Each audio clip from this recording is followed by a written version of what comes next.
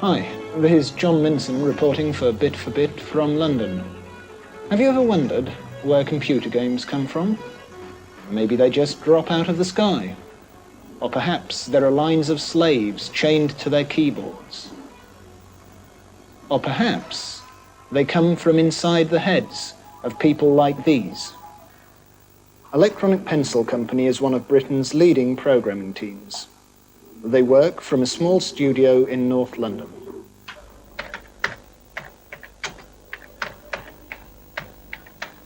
Benny, how did you get into computing?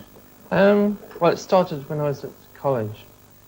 That's when I first met computers. And I bought a BBC computer, and I started playing games really on them, started programming them, thought it was great fun. And when I left college, I got a job in commercial programming. That was a bit boring, and I soon left that. Became a professional games writer, and didn't like where I was working. So I left and started my own company up. Right, and that's Electronic Pencil Company? Yep. How many people are there here now? 4 now, 4 altogether. Two graphic artists, 2 programmers. Anna, how did you become involved in Electronic Pencil? Well, shortly after I met Ben, he asked me to do some graphics on a part-time basis, and it sort of progressed from there. Had you had any art training before? No, not computer graphics, but I had done a year at art college. It must be very different working on a screen than on paper. It is, but I caught on to it quite quickly and I'm pretty used to it now. So, what sort of things do you do? Well, Benny generally comes with some sketches he's done on backs of envelopes, and I take those, animate them using commercial art packages, design them in however many directions he wants them, and then we slot them together at the end. So you're involved with the development of the game right from the start? Oh yeah. So we all sit down together and talk it all out, decide. Look, I think these drawings are really good. They could work. No, but it would be another graphical text adventure. We want to break away from that mold. We need another strategy game. Okay, let's put these away then. How about going back in the past then? Yeah. Say, a game set in the castle, a medieval castle. Storm in the castle. Storm in the castle. Dungeons and Dragons. Yeah, but let's put another element of strategy in, because, I mean, we're okay on that. We can do strategy games. Yeah. Let's combine strategy with adventure. Adventure strategy game. Okay. Strategy and adventure. What about a group of characters that you've got to get through the castle and you've got to control them? Yeah, okay. And that's the strategy. How many characters? I don't know. 6? 6 characters. I suppose that each one could have its own name and characteristics. And let's place them in a castle with lots of traps. Right. Play heavy on the traps as well. If the player controls, say, 3 or 4, well, I have to say 6 characters, and then he gives each one orders and they carry them out in some form, and he has to basically keep control of his band of men because they can do their own thing. What? You mean they have their own intelligence and sort of like, yeah, they can. Okay, I think that's great. So, Wayne, why don't you put it on paper, some of the thoughts we've discussed. Anna, go and take some photographs. Do some sketches as well. We'll combine it together, show the results to Jackie, and we'll take it from there, okay? Okay. What she thinks, yeah. Go for it. Jackie, when did you meet Electronic Pencil? Well, I first met Benny at the end of 1983 when he was working for Thorny MI. And he came to me because he wanted to become a freelance developer. At that particular point, Island Records, that is, had a software arm, and they were looking for programmers of Benny's quality. He was, without doubt, one of the most, and still is, one of the most gifted developers that actually I represent. So, as an agent, they come to you with a game and you find somebody to sell it to? Yes, simplistically, yes. Right, Jackie. His initial spec Thank you. is briefly, it's a game set in a castle. Yes. What we call it Broadsword. It's an arcade adventure. Yes. So this is the castle. This is the real layout of Yes. the real castle. Yes. And we're dividing it up into levels.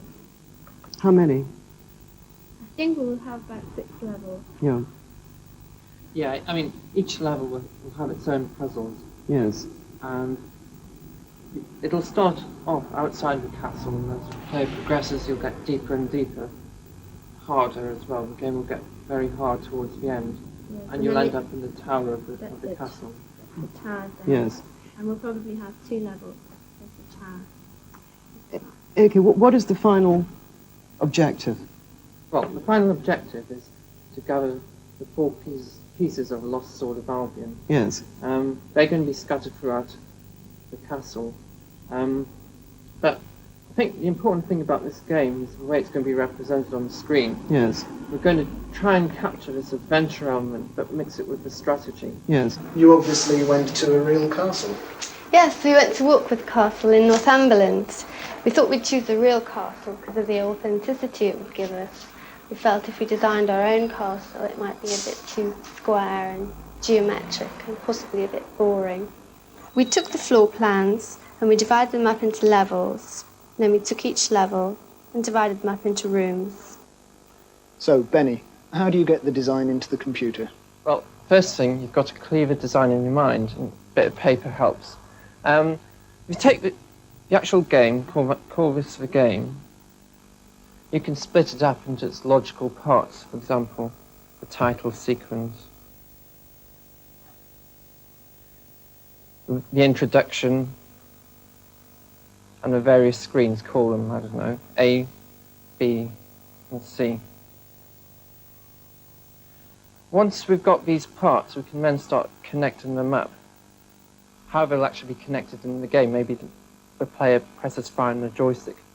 He goes from the title to introduction, press fire there. Or if he dies, he goes to the end sequence. Once we know how the parts are connected, we can actually start coding them into the computer. So you just put empty subroutines and say, this is the title sequence, this is how it dies. This is where the game is actually played. Once that's there, it's just a case of filling in the gaps. It sounds simple. It isn't simple, and it doesn't work like that usually.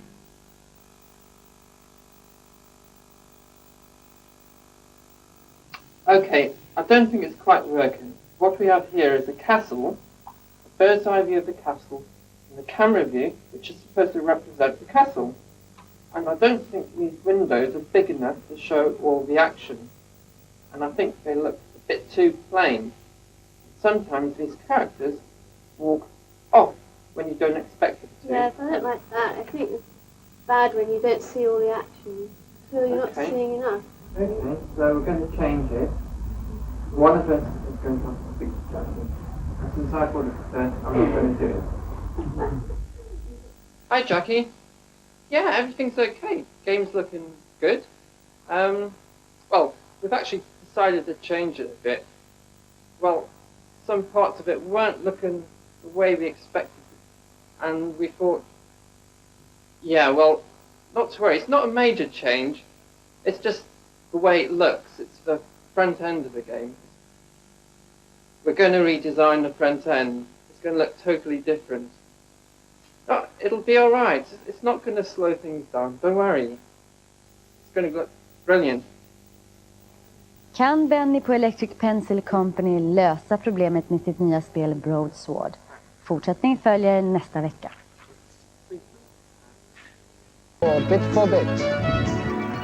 A dark, mysterious castle.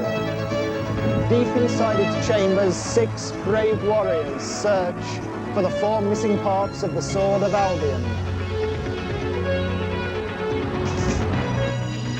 But their adventure is nothing compared with the events taking place here. High above this busy London street, top programming team Electronic Pencil are creating an epic game about that search.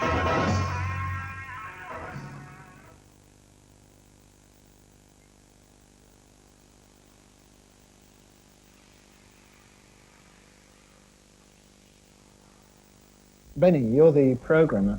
How long ago is it since you first started work on Broadsword? Well, the original idea started back in 1984, 1985, but we didn't really start serious programming on it since about 2 years ago. 2 years? That's quite a long time for a computer game, isn't it? Well, a game normally takes about 9 months.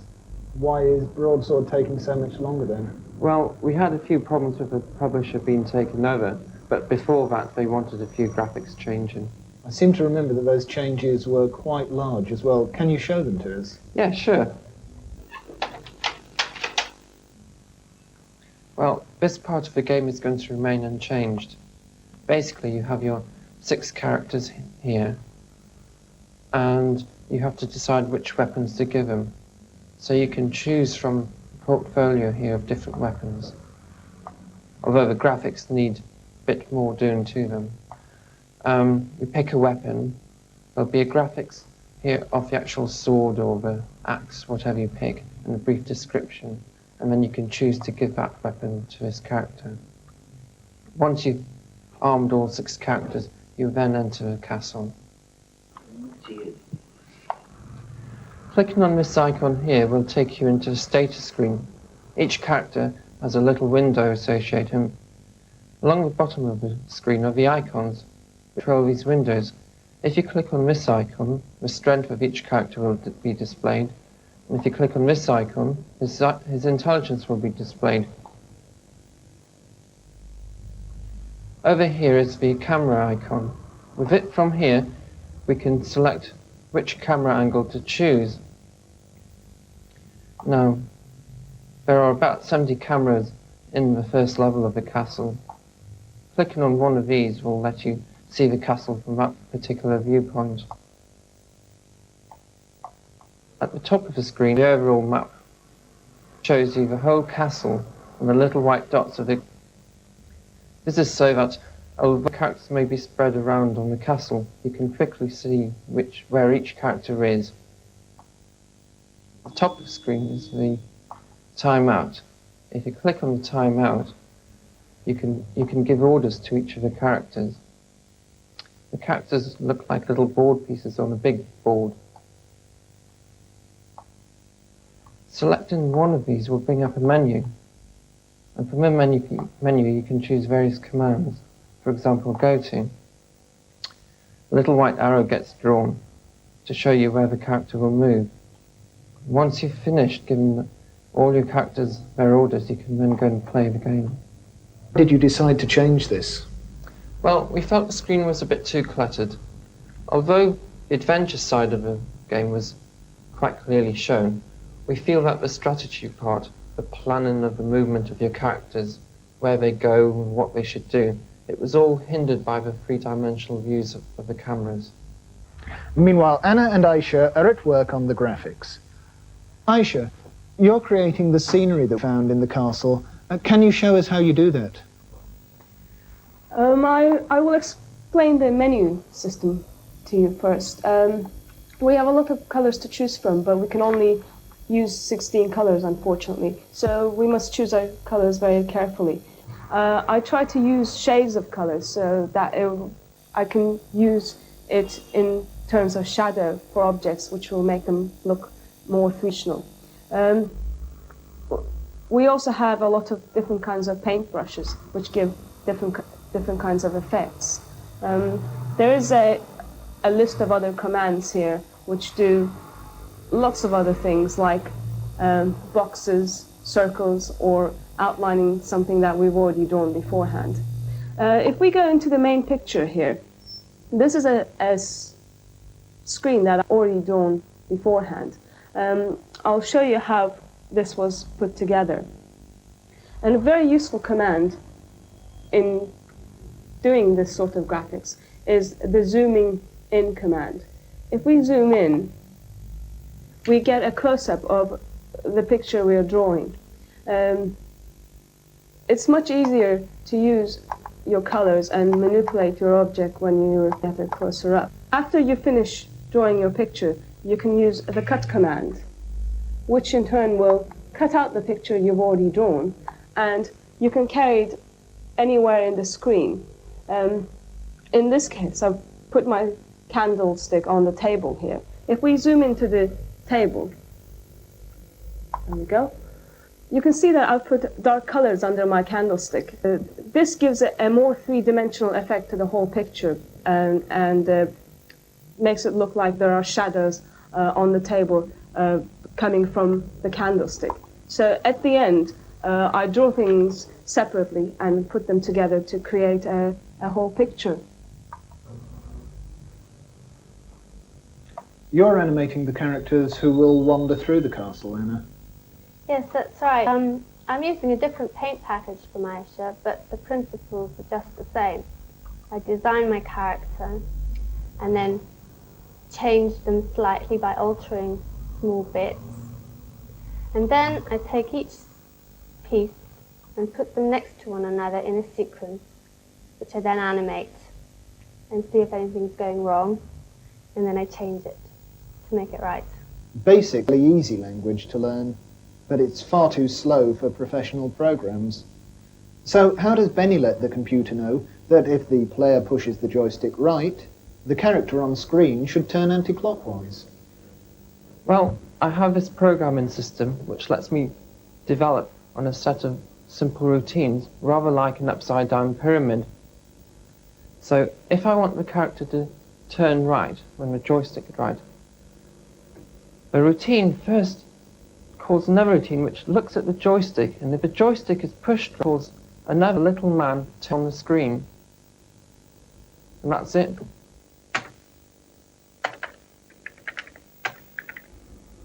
Let's give the game a look a bit like a chessboard, so that the parts of the castle are represented by a chessboard, and little men move around on this chessboard. So the boards could represent each room. It's September 1989, and at last Broad is nearing completion. Hello everybody. Hi. How's it going? Very well. Great. Well, have you got anything you'd show me then? Yep, we've got the new look broadsword. Great, let's see it then. Here's the game board. As you can see, it's in the shape of a room of a castle. I think Anna and Aisha have done a really good job on the marble effect here. Now on the board are the symbols I talked about before. Clicking on the symbol will open up a window showing you the graphics. Okay? As you can see, the graphics are sort of much bigger than before, and you can really see what it's supposed to be. If I click here, you can see you go onto another game board. So each room in the castle has a little chessboard, represent law, and symbols which represent the important parts in that castle. Here's another one, and it shows you it's a scroll. If I go back, you can see the two characters here fighting on the board.